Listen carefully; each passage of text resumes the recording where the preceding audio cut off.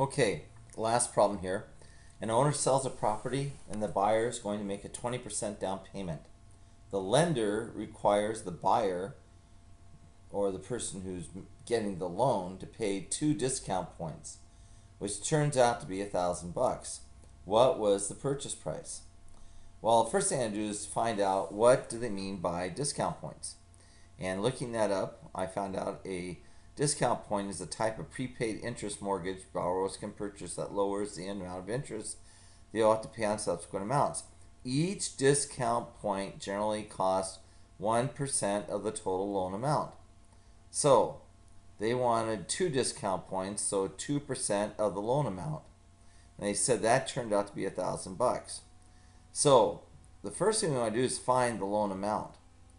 Okay, and I'll tell you why here in just a minute. But so 2% of the loan amount is $1,000.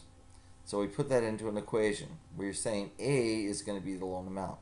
So 2% of is times A equals 1,000.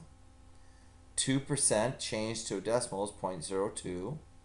And then to isolate or find the value of A, to isolate A in the equation, divide both sides of the equation by 0.02.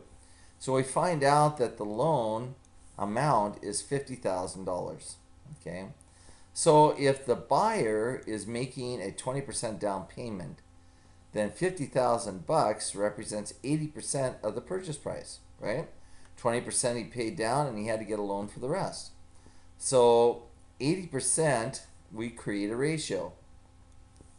80% is to $50,000 as 100% is to the purchase price, or we're going to name that X. So X right here, you could say X represents purchase price.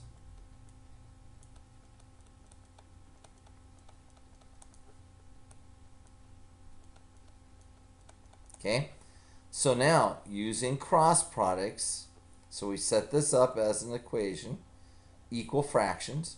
80 is to 50,000 as 100 is to X.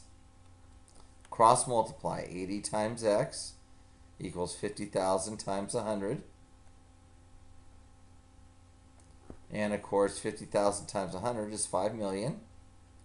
And then to get X by itself, isolate the variable.